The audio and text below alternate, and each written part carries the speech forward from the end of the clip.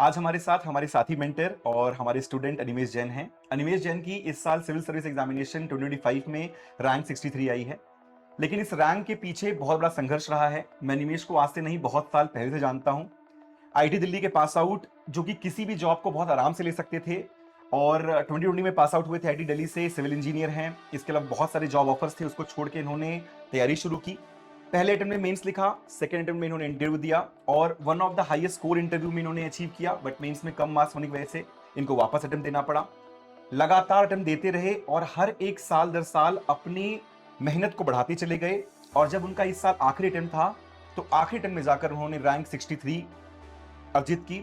जब हम कहते हैं स्ट्रगल के बारे में, तो हम बार बार बात करते हैं कि लाइफ में सबके स्ट्रगल होता है। लेकिन जब आप किसी ऐसे के बारे में बात करते हो जो लाइफ में बहुत आसानी से चीजें अचीव कर सकता था, लेकिन उन सब चीजों को छोड़कर वो इस एक सबसे टफेस्ट एग्जामिनेशन में आया और उसको कई बार उसने क्रॉस किया।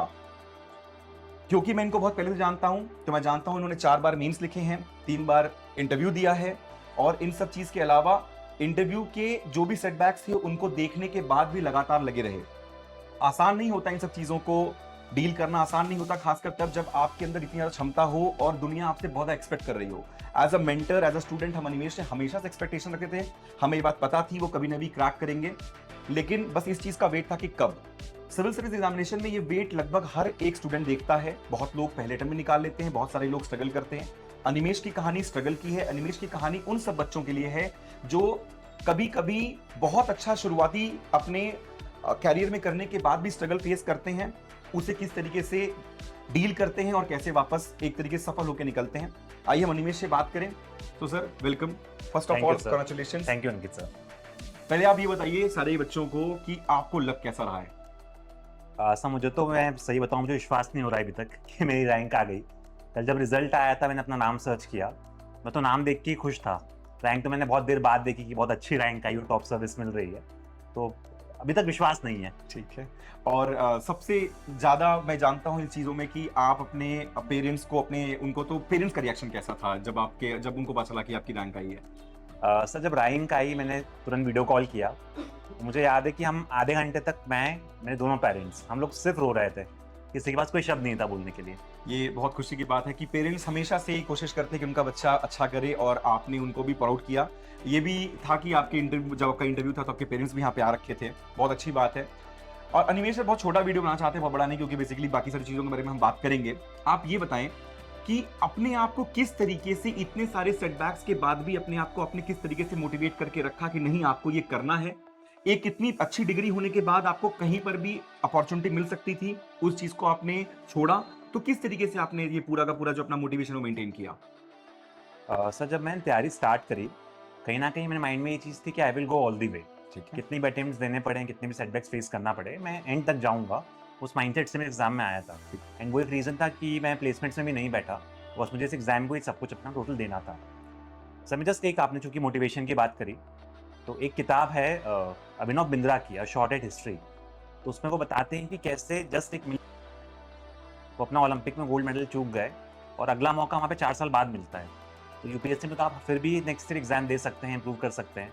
बट जब मैं उस किताब को पढ़ता हूँ तो मुझे लगता है कि यार, कोई व्यक्ति 4 साल वेट करके इस छोटे मार्जिन से किस तरीके से गोल्ड मेडल जीत सकता है। मेरे लिए तो वो बहुत बड़ा मोटिवेशनल था। और जहाँ तक बात है सेटबैक्स वाली, तो हमेशा मेरी कोशिश ये रही कि कंटिन्यूस इंप्रूवमेंट करना है। सो मेंस दर मेंस भले 10 नंबर का इंप्रूवमेंट हो रहा है, अगर मुझे लग रहा है कि इंप्रूवमेंट है तो मैं कंटिन्यू करूँगा। बहुत बहुत अच्छी बात है। अनिमेश सर, एक बात और, आप यहाँ पर बच्चों को गाइड भी करते हैं, आप साइंस एंड टेक इन्वायरमेंट पढ़ाते हैं। आप जो रिसेंटली अभी 80 डेज के बाद हमारा प्रीलिम्स है, आप एक लाइन में बच्चों को क्या कहना चाहेंगे? उन्हें इस प्रीलिम्स को कैसे अप्रोच करना चाहिए ताकि वो आपकी तरह मेंस दे पाएं और रैंक लिस्ट में आ पाए? सर जो अप्रोच मैंने यहाँ सीखी स्मार्ट वर्क लैब्स में, क्योंकि मैं यहाँ पे एक टीसीपी का स्टूडेंट रहा हूँ, मैं वो बता सकता हूँ। तो हमारी यहाँ पे अप्रोच यही थी कि हम सोर्सेज को अपने फिक्स रखें। कोई भी सब्जेक्ट आप पढ़ते हैं उसका एक सोर्स उठा के चलें। तो अगर क्वालिटी है तो लक्ष्मीकांत, उसके बियॉन्ड आप कुछ नहीं पढ़ेंगे। सोर्स फिक्स रखें, मल्टीपल टाइम्स रिविजन करें और खूब सारी प्रैक्टिस करें। ठीक है। साथ ही साथ मुझे लगता है role of mentor both the stage of prelims as well as mains, वो बहुत इंपॉर्टेंट है।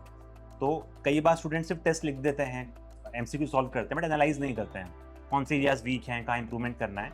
तो अगर आपको ऐसा मेंटर मिल सकता है लाइफ में जो आपको बता सके, तो चूंकि मेरे लिए अंकित सर, अनुपम सर थे, तो अगर ऐसा कोई मेंटर है आपकी लाइफ में तो मुझे लगता है उससे जर्नी बहुत आसान हो जाती है। चलिए, बहुत खुशी की बात है सर, आपको पास होता हुआ देख स्मार्ट वर्क लैब्स को प्राउड है सर। Thank you. सबसे अच्छी बात ये है कि आपका पास होना हमारे लिए एज अ इंस्टीट्यूट मुझे लगता है कि सबसे ज्यादा, मतलब बहुत सारे लोग निकले लेकिन ये one of the happiest moment है। और कंग्रेचुलेशन सर, Thank you, आज आप घर जा रहे हैं और आप अच्छे से एंजॉय करें, ठीक है। और हमेशा मतलब जब भी, क्योंकि बेसिकली आपको यहाँ पे बहुत सारी चीजें पढ़ानी भी है, अभी आप वापस आएंगे, आप अच्छे से बच्चों को गाइड करते हैं जब तक आप जा रहे हैं। सर बहुत खुशी हुई आपसे मिलके, thank you for coming. Thank you. ठीक है, आपके फ्यूचर के लिए आपको बहुत सारी शुभकामनाएं।